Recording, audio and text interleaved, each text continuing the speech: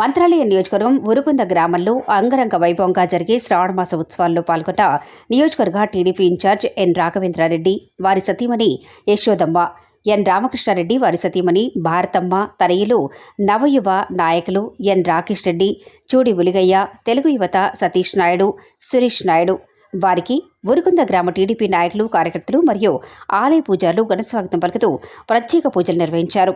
ఈ కార్యక్రమంలో టీడీపీ నాయకులు, కార్యకర్తలు పెద్ద ఎత్తున పాల్గొన్నారు.